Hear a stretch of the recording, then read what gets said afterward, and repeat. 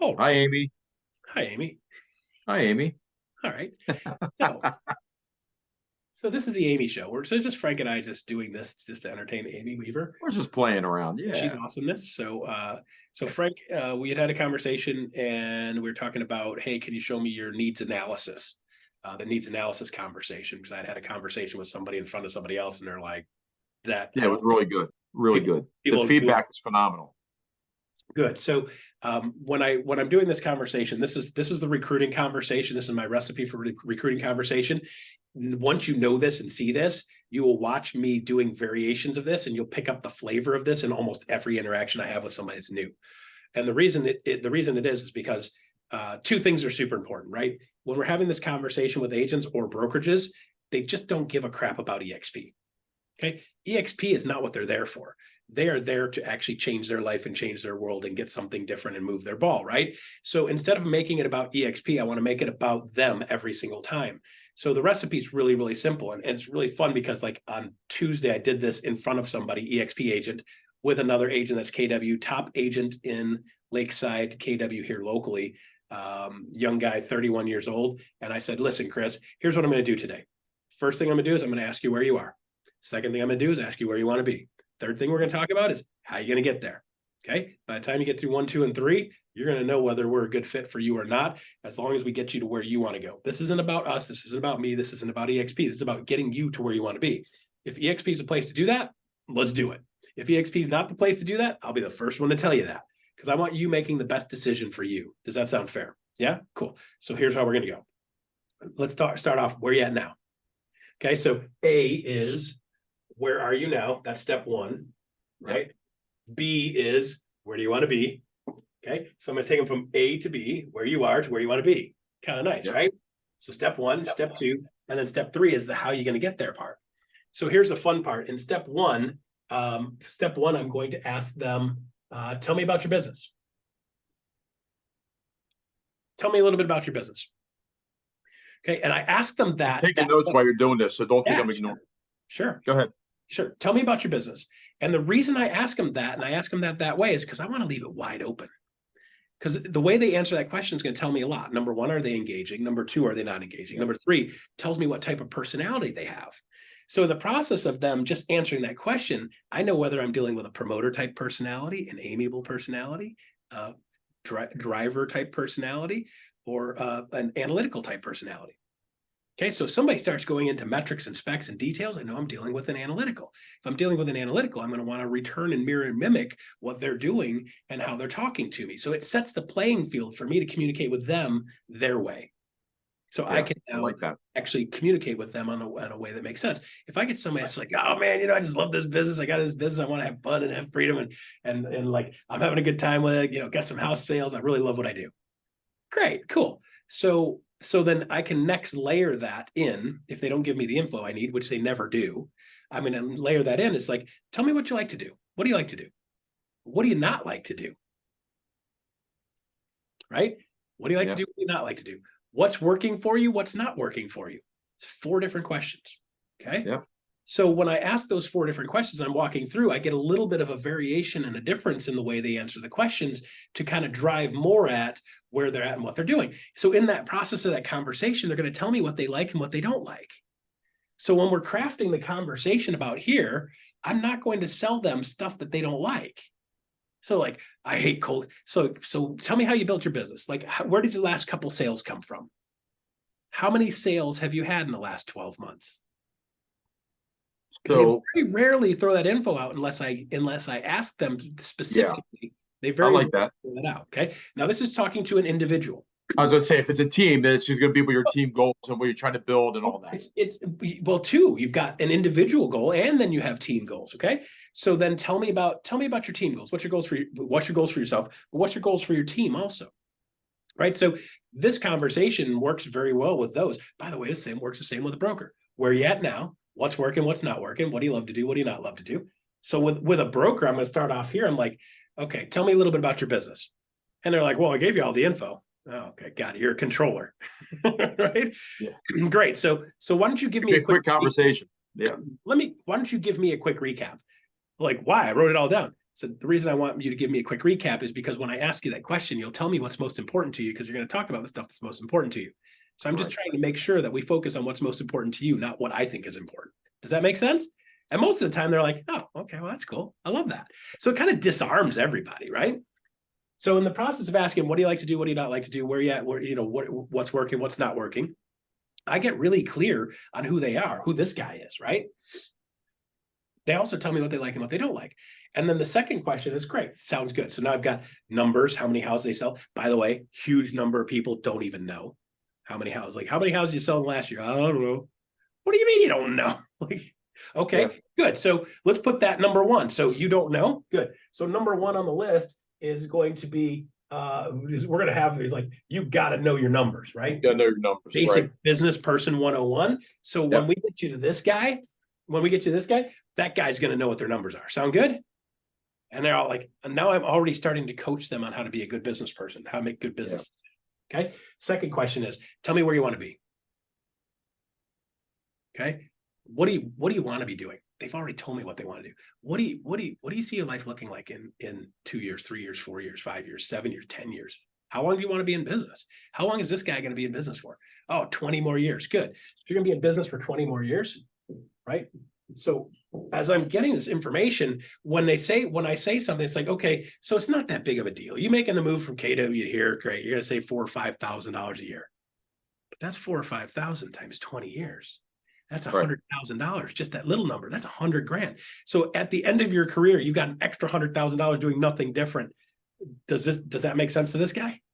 Yeah. And they start going, yeah, that is a big deal. $5,000 isn't a game changer. $5,000 over 20 years is a game changer. That's why stock, it's only 5%. You're doing 200 GCI. It's $10,000 in stock. That's $10,000 in stock over 20 years. Right. That's another 200,000. So you got $100,000 just by saving money. And then you got another $200,000 by investing in yourself. And that's if the thing doesn't go up $1 and it's not even taking into account the 10% discount. So that guy's $300,000 ahead right now just by making one single move. Do you see how you can just kind of just drag him right down the story? Yeah. So tell me about this guy. What do you really want your sales to look like? How much money do you really want to make? Well, give me a number. What's a real number? What's a real number that you want to make? What's a number that you can sit down and say, okay, if I do that, that's a game changer. That's a life changer for my family and for my generation. Okay. And make them spit a number out. Most of the time they don't have a number here. We got to pin them down on a number. And then on this side, you got to pin them down on the number on this side too. See, the more clear you are on what you want to be, the easier it is for us to build a path to get you there, right? So first things first is where you're at now, where you want to be, and then how you're going to get there. So after I get details of where you want to be, this guy's going to say, I want to make 300K. Call I had this morning. I want to make 300,000. I want to make 250 to 300. I'm like 250 or 300. Pick one. Yeah, right. Plus or minus 50 grand. No, you want 300? Let's go for 300. I want you to own it, right? And the young lady, big difference too. 300, good. Okay, so 300,000, great. And how many hours a week do you want to work? You want to work 40 hours a week or less? Good, perfect. Okay, so if we could build a plan where you can make $300,000 a year and work 40 hours a week or less, and set yourself up where you don't have to trade time for money with selling houses anymore, would you like to talk about that? Yeah, because now we're talking about how to make this guy a reality. Well, I say, then the next question 3 is, how are you going to get there? And then I shut up. And sometimes these guys will be like, well, Frank, I'm going to do this and this and this and this and this and this. I said, if you're going to do that, then you'd be here already. The fact is you're stuck there. So in order to get from there to there, something's got to change. So what I want to do is people are like, well, the job of sales is closing the gap. I know that job of sales is making that gap as freaking big as possible. So they know they can't jump it without me. Yeah. That's the difference. A lot of people are like, you're trying to close the gap so they can walk across it. I'm starting to make the gap bigger. So they realize, if I'm going to get across this thing, I'm going to need some help, right? Russ has a hang glider. I'm just going to jump on his back. We'll float across. Okay. So the art of sales is like, are they more likely to get from here to here with having me partnering with me or partnering with me and DXP? Okay. So from a sponsor position, it's like, if I was to help you with this, this, and this, do you think you're more likely to get here? Yeah. Great. So what should we do now? Yeah. Yep. Half the time they freaking close themselves at this point. Yeah. So based on this conversation so far, you want to be here. If I can show you how to get there, you want to do this? Yeah, cool. Good. So let me show you 2 or 3 things that'll help you get here. That's it, right? I don't want to show them 10 things, okay? So Right. remember, this guy's going to tell me what they like to do and what they not like to do, okay? So for most of these people, working their sphere of influence is going to be their number one biggest win all the way across the board. So Yeah. teams, the team things is like, okay, so you're a team lead, right? You're a team lead here. You got going, you're selling houses, you're doing well, and you're like, I need to build a team, because that's the next thing you do, right? Like, I'm a Right. top agent, so I need to build a team. And then what happens is you start building a team and you're actually working more hours and making less money. If you threw all your people in the garbage and walked away and lit that thing on fire and went back to just selling houses, you'd probably work less hours and make more money, wouldn't you? So this guy, how do we get this guy to go back to working less hours and making more money? We got to start building the team right. Okay. First things first is every single person on my team. I'm not spending a freaking dollar at all. Never spending a dollar on leads until every single person on my team is working their sphere of influence. Everybody on my team should have their sphere of influence converting at 10%, including myself. Now, as a team lead, you can take responsibility for working their spheres of influence, which adds value. Since you're doing yours anyway, you might as well do theirs too. And then you can take their people and hand their people back to them, and they feel like they're getting more value out of it. So now you've got lead generation coming in times how many people you've got. So this is my basic recipe for almost every one of these people to get here. Okay. Yeah. This is what I go into. Okay. So, so let's say you as a team lead, you should have somewhere in the range of 200 people in your personal sphere of influence, people you know, like, and trust, people you connect with, go to school with, church, they showed up to the wedding, all that, right? You should have at least that, right? And then in addition to that, Frank, how many closings did you have as a team last year? 50? 28, 25, pick a number. And then you had 28 the year before, you had 50 this year, and you had 27 the year before. I mean, just right there alone, you've got 100 people that are past customers, okay? So you've got your past customers that add to that. This should be your referral base, right? And now how many people do you have on your team, Frank? You've got 3 people on your team, right? Each one of those 3 people on your team should have 200 people in their sphere each. If we make them write the list down, they should have 200 each. If they don't have 200, we need to tell them to go out and start living a life and start learning how to convert. And I can show you a couple recipes on how to do that if you'd like, by the way. So here's the reality. You've got 200 people, 100 past customers just in the last 3 years. Then you've got 200 from your agents and your group. So there's 900 people in your sphere with your team sphere. Based on normal sphere of influence working, you should be able to generate 90 sales just out of your sphere of influence. So are you sure you want to spend money on leads? Let's get this 90 first. Then if you need more, let's buy some leads. Good. Now you get people come in and say, first thing we're gonna do is get you working your sphere of influence. I'm going to help you with that. Yeah. This and is I'm a big database guy. I'm all about that. Yeah. Damn near free, right? So here's the real metrics. And let's say you screw it up and you don't do a great job. You only have 75 sales coming out of your sphere. Oh, the horror, right? That's still more than you're doing now. So if I could show you a couple of recipes on how to make that happen, would you want to see those? Yeah, good.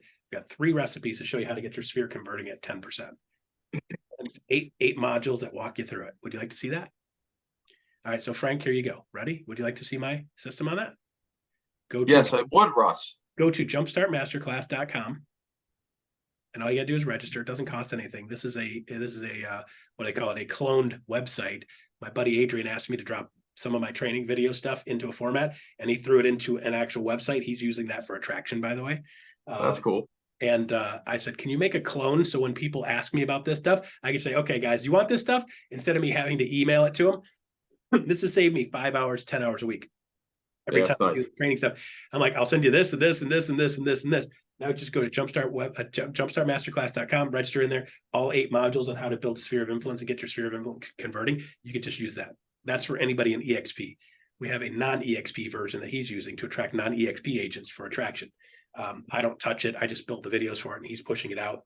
And anybody he's going to bring in, he's going to throw into our system. I don't have time for it because of the nature of what we do. Okay. So with that said, that's where we go. Okay. So are you willing to do that? You notice I haven't said EXP yet. Yeah. Right. Okay.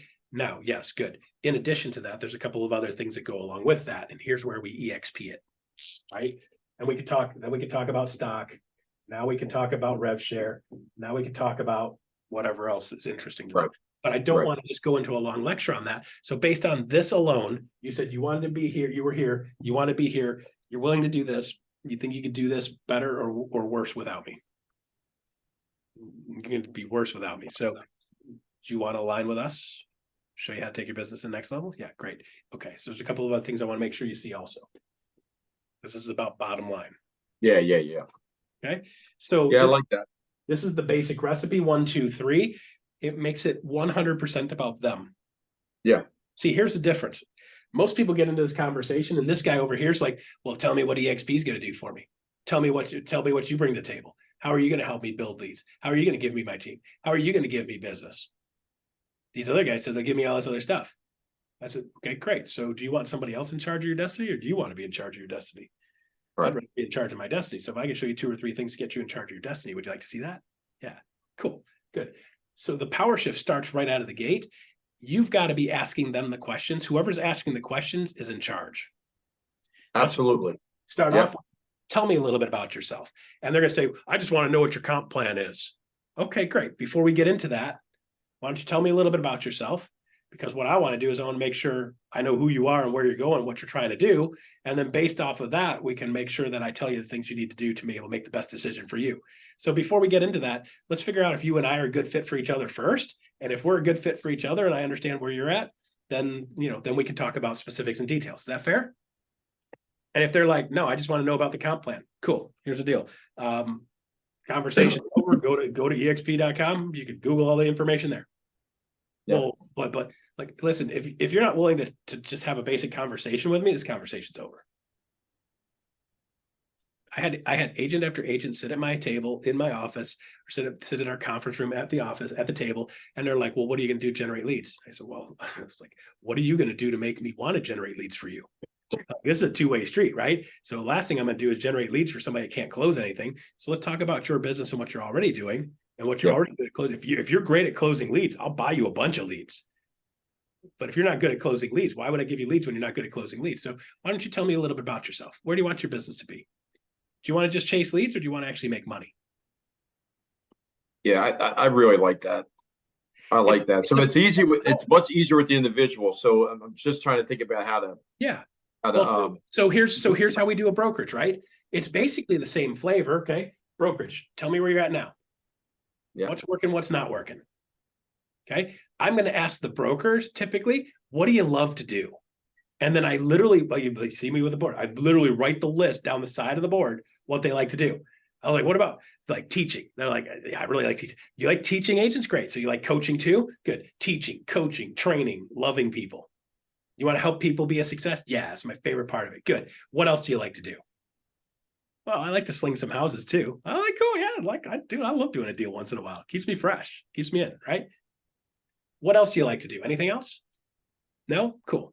All right. So let's be clear. What you didn't point out to me was you didn't talk about compliance. You didn't talk about bookkeeping. You didn't talk about accounting. You didn't talk about E&O insurance. You didn't talk about leases. You didn't talk about toilet paper. You didn't talk about copy machine issues, and phone issues, and admin issues, and paperwork. Hey, we all love the toilet paper. Technology issues. Toilet paper. Yeah. Listen, when you've got 28 offices, toilet paper is a real line item. Because all realtors are full of shit. So with that, you've got a scenario like, I noticed you didn't put any of this stuff on the list. And I'm not saying you don't do that or can't do that, but here's the drawing that I've been using a bunch. And Amy, you'll love this. Okay. This is the drawing I've been using a bunch for the brokerages. And it walks them through, here's where you are now. Here's where you want to be. If I can get you back to doing what you love, would you want to talk about that? Yes, I would. Okay. Dude, now I got their freaking attention, right? Yeah. I did this in front of Elizabeth Riley. She has this mom and daughter, and the mom and daughter are like, well, we're thinking about doing franchises, or we're thinking about doing our own thing, or opening our own boutique brokerage, or we're thinking about joining EXP. So I was like, I've got 7 minutes. We're at shareholders. We've got a meeting, you, me, and Glenn and Michael and so forth. It was one of those nasty things. Yeah. Be in the room. I'm like, I've got like 15 minutes. Elizabeth's like, I just need somebody to talk to him. I've got 15 minutes. So we're going to haul butt. So you guys tell me, what's the most important thing to you? What do you love to do? And they're like, teaching, training, coaching, loving people, love helping people be successful, love helping change people's lives. Great. Okay, good. So here's the deal. In the scenario you're building, you're going to build your own brokerage, or you're going to associate with a franchise. What happens is this is your model. Okay. Here's you, whether it's Better Homes and Gardens or whatever, you're going to call yourself Billy Bob's Real Estate Company, whatever you guys call yourself. You're basically working under either a franchise umbrella or your own umbrella. And in that scenario, you're responsible for everything. Yes, they'll provide some technology and so forth and so on, but you still have to do the teaching, training, coaching, growing, loving people, building the business, adding the people, and you have to do the compliance and the bookkeeping and the accounting and the E&O insurance, and you have to deal with the technology changes, and you have to deal with technology issues and computer issues and toilet paper issues and copy machine issues and phone related issues and all the things that go on. You have to do everything, right? You're responsible for all of it. So here's the difference between what we do, and a lot of people don't understand that this is the difference between EXP and a franchise. Okay, in this scenario, EXP is going to handle most of that back end part of the business, that 90+% of the business that you don't love. Here's what's going to happen. You guys are fine when you're at 10 agents, 20 agents, you're still going to get to do some stuff you love. But the problem is, in order for you to make real money, you need to be at 40 to 50 agents to make real money. The problem is, at 40 to 50 agents, you're running out of time every day, and you still have to do all the back end of the business. And God forbid you actually get your company up to 75 agents. When you get to 75 agents, you're going to be spending 90% of your time doing the things you don't love and 10% of the time doing the things you do love. So what EXP does is it takes that 90% of stuff you don't love and it takes over that. And then you get to stand on that platform. You can still build your team, still build your flavor, still build your people, still build your tribe. You can love people, teach people, train people, grow people. And instead of thinking 40 to 50 or 75, in this scenario here, you can still build your own personal team if you'd like, trading time for money, selling houses, but you also have the ability to build an organization. So while you're saying it'd be really great to affect 50 people's lives, what I want you to start thinking is, in this scenario, you can start thinking, I can affect 500 people's lives because all this back end stuff is handled. You're just doing the front end. You now can handle 500. And not all 500 are going to be engaged. There's going to be 50 or 60 of them that just get after it. And there's going to be 50 or 60 that do a pretty good job. There's going to be 50 or 60 that are kind of doing all right. And there's going to be 50 or 60 that are half-assing it at best. And then the other ones are just doing whatever they do, right? So you have a scenario where you can actually affect 500 people and stay doing the stuff you love. Here's the other fun part. If you're going to do this, mom and daughter, you're going to do this, daughter's taking over, right, mom? Daughter's going to be doing this for the next 25, 30 years. She should be thinking 5,000. So in the standard equation you guys have, you trade time for money. Houses equal money. Houses equal money. Houses equal money. You sell a house, you get paid. Sell a house, you get paid. Your people sell a house, you get paid, right? In this scenario, building the organization, people also equals money. So now you have the ability to have way more people doing the things you love, and both of those equations come into effect.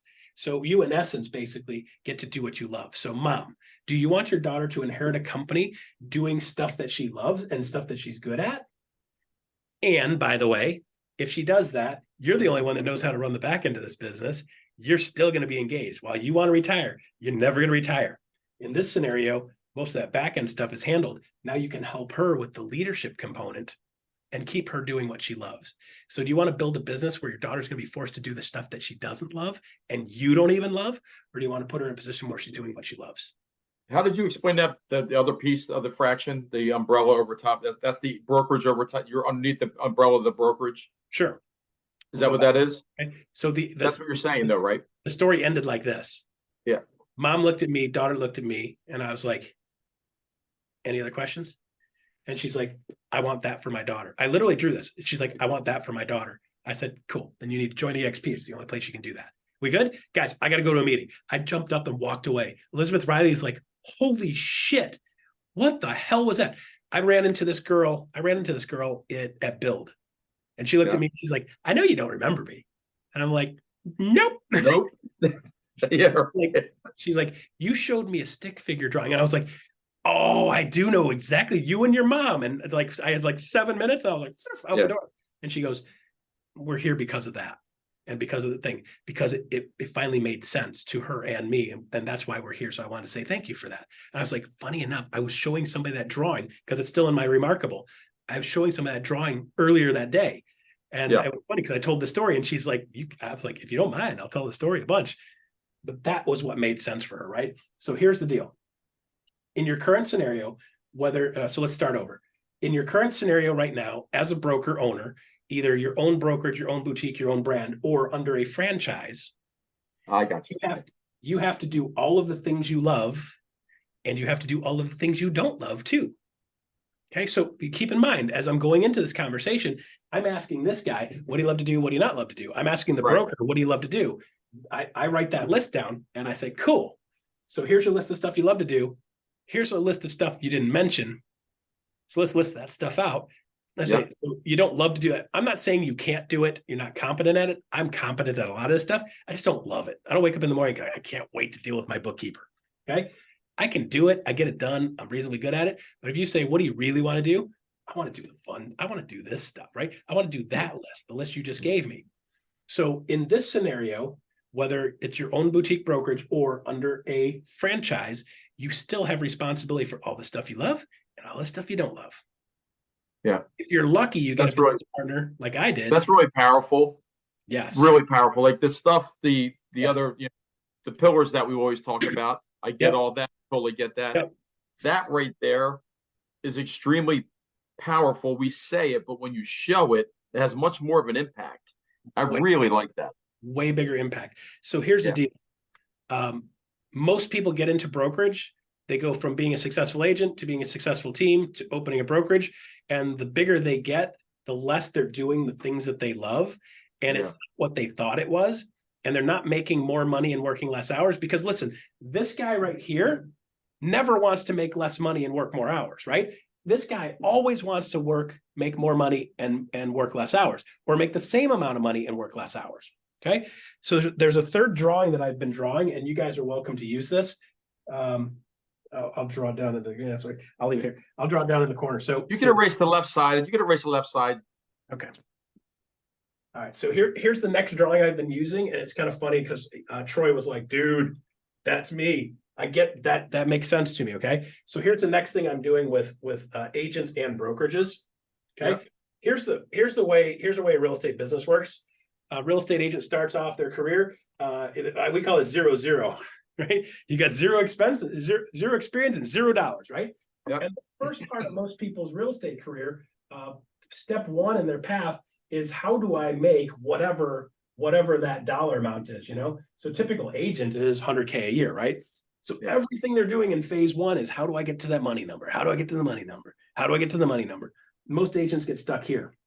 Because their goal is 100. Average real estate agent nationally is 54,000, right? Most of them get stuck halfway up this hill. They never get to phase two, right? So what happens is once you get to your first 100, then you start going, well, gee, Frank, I should have aimed for 200, right? Yeah. Still driven off of money, right? And then you get to 200 and you're like, shoot, I should have gone for 400. And when you get to 400, if you're like me, you're like, I should have gone for 500, right? So that number keeps on moving. And then you get to a point where you're like, all right, I'm doing pretty good, doing pretty good. I've got the 300 plus running in pretty consistently. And then phase two is now these people want their time back. Okay. Once you get enough money coming in, the next thing you're like, wait a minute, I don't want to work every evening. I don't want to work every weekend. I don't want to be on 24/7 because this guy will do whatever it takes to make it happen. The problem is they should have been thinking about this equation all along. But you'll do whatever it takes to make money. But then really quick, you should have started saying, okay, I want to do that, but I also don't want to work 60 hours a week doing that. So if I could show you a couple things to get you from here to there and not have you working 70 hours a week, 80 hours a week, if you could make that dollars and have control of your time, would you like to talk about that? Yeah. Now I got their freaking attention. Yeah, because they didn't even think of that. Right. Like, I just need money. I'm like, you need money, but you also want to do it in 40 hours a week or less, right? So if you can do that and do it in 40 hours a week or less, do you want to talk about that? If you want to build your brokerage and not have to be on 400 hours a week, 5 people to do that, right? Get you doing what you want. You don't want to work 100 hours a week, right? If you can work 40 hours a week, you're doing this or less. You can run a whole organization in less than 20 hours a week if you do it reasonably well and do a damn good job with it. But you can't run a brokerage like this in 40 hours a week. It's just not the way it works, right? So most people get into this spot and they don't realize this is a death sentence. There's never enough hours in the day. And the more people I get, the worse that gets, no matter how great you are. Otherwise, you end up half-assing it, and you're certainly not making enough money to make that worthwhile. Okay, so step one is money. Step two is, shoot, I should be controlling my time. So let's build the rest of your business and get you from point A to point B, your B guy. Let's get them in making money and controlling time. Sound good? Okay. Then once you get that time equation set up, then the next thing people start thinking about is, hey, man, well, how do I set myself up to exit? And listen, if you're like me, I love what I do. I'm never going to stop doing it. I'll probably do it forever. I'll probably do it until I die. Not because I have to, because I want to. That's where we're working on exit. So I set myself up in the position where I have enough cash and enough time and enough control so that I don't have to trade time for money. I'm choosing to do it because I want to. And this is why most people got into the real estate business. I don't know about you, but really high on almost every real estate agent's list is freedom. So in this scenario, this is not freedom. You have your own thing. You build your own stuff. You are your own boss. You own your own company. And you are working your ass off in your gilded glass cage that you made for yourself. You can fly anywhere you want inside the cage you built for yourself. This gets you out of that cage. Blown mind, right? So we're going to set you up. Next step is, once we get these two in balance, let's set yourself up for an exit. That's one of the things we love about EXP. You've got this equation working in conjunction with this equation, which gives you two different income streams potential. And if you do this over time, you get to this scenario where this equation actually pays you enough money where you don't have to do the trade time for money with houses anymore. You can still do it, but you don't have to. Okay, so now you have total freedom. Once you get that set up, Frank, you know what the next step is? Because there's a lot of people who are like, well, Russ, I'm good. I don't have to work another day. I'm doing this because I want to. Okay, even better. Let's get you back doing the stuff you love then. And they go. I like that timeline. Yes. I haven't seen that before. I just made it up. Okay, so here's the next one. Now, this is literally like within the last 3 or 4 weeks, 5 weeks, I started popping this one because I was describing it to somebody. I'm like, you know what? That went really well. This guy really got this. Okay. I got a guy that's like, I don't really need to do anything. I said, okay, cool. So you got it set up, you got the time, you got the money, you got the exit set up, you got freedom, you're doing it because you want to. So now here's the next part for a guy like you that still wants to keep doing stuff. Now it's time to build a legacy. Yeah. Right. So here's the deal. If we do these first 3 well and get that set up, now you can build a legacy. And legacy means that the stuff that I'm doing and the things that I'm building are going to live past the time I stop doing it. Doesn't mean past death necessarily, but if you set this up right, you're going to be setting up a scenario where the things that you do leave a mark on people way past the time that you're alive. You're leaving a mark on people that will leave a mark on their children and their children's children and their children's children, children's children.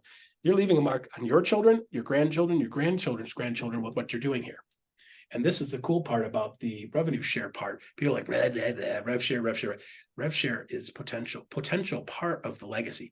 Part of the legacy is how people see you, how people remember you, and the things that you taught them, train them, teach them, coach them, that they will use for the rest of their life, and they'll teach their kids that. Okay, that's the legacy you're building.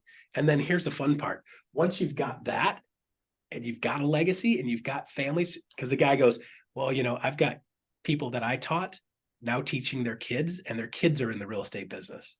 I'm like, you've already got a legacy for yourself. So here's the deal. You're not done yet, right? No. So what do you do when you've got the time, you've got the money, you've got the freedom, you've already built a legacy? You know what the next level is? There is another level. You know what that level is? The next level is legacy. You might be like, Russ, shh. Okay, already got a legacy. Are you losing your marbles? No. Now you got to help other people build their legacy. Yeah. Show people how to build their legacy. So your ability to build a legacy, show other people how to build their legacy. So you've made yourself wealthy. You've made your family wealthy. Now help other people make their families wealthy. How does that sound like for a worthy goal for the next level for you? And the guy's like, I would love to do that for the next 10 years, Russ. I'm like, cool. You can do that over here way easier. Okay, so that's brokerage conversation. I'm having those conversations with brokers, and they're looking at me and they're like, that's me, dude. That's what I want. Now it's still on them to do it. Okay.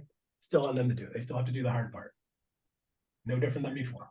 So you have 4 different levels that they can work as a broker. So the key, Frank, is assessing when you're saying, where are you at now? Where do you want to be? What do you like doing? What do you not like doing as a broker? I'm going to say, where are they at on this timeline? A bunch of the brokers are still working on that money thing.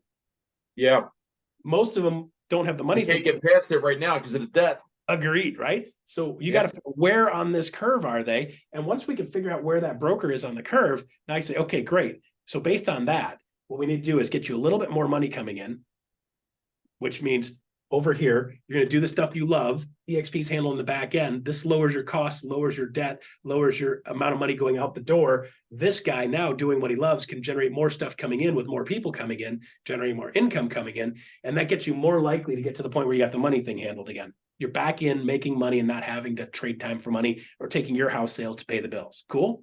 Good. And the next thing we need to work on is getting you time back. That's a big part of this shift with EXP is we're going to get you back. Let's say if we take all that back end of the business off your schedule, Frank, how many hours does that open up per week for you? 10, 20, 30? Most of the time they'll say 20. That opens up 20 hours a week. Okay, so if that opened up 20 hours a week and you wanted to add more people, how many more people could you add if you had 20 more hours every week for the rest of your life?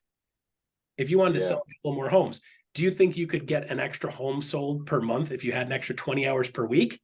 Or maybe 2 or 3 homes sold? You're like, shoot, if I had an extra 20 hours a week, I could probably do 3 sales a month. Okay, 3 sales a month, average commission's 10 grand. That's 30 more $1,000. So in addition to what we're talking about, now you can do 3 more home sales per month, which means you can generate 30 more thousand. That's another 360,000. So you're saying to me, well, Russ, gee, the other company's going to offer me, a check for $150,000 for stock grant. You're only offering me 56. I'm offering you a chance where you don't have to do the rest of that stuff and you can make 30 more thousand per month, 360 per year. If you keep doing what you're doing, you don't have the time to do that. Over here, you do have the time to do that. You still have to do the work, but now you've got control and you got the ability to make substantially more dollars, okay? And control your time. Do that long enough, we can set you up for an exit. So what we want you to do is work on the level you're on now, come up with a solution for that.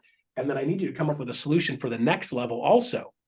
They don't even know there's a next level. They're not thinking time right now. They're like, how do I make money? By the way, and you also now start thinking, how do I do money and time? So let's get them both. Because I want to start thinking that now, because I'm like, I don't want to get to a year from now and be like, well, I got the money now and I'm working 90 hours a week. It's like, I got the money now and I'm working 40 hours a week or less. Now that's exciting to me. Well, that's where the leverage comes in. That's where we start talking about leverage. Because that time and money combined, you only get there by using leverage, which is what our biggest thing is, right? Exactly. So, yeah. Exactly.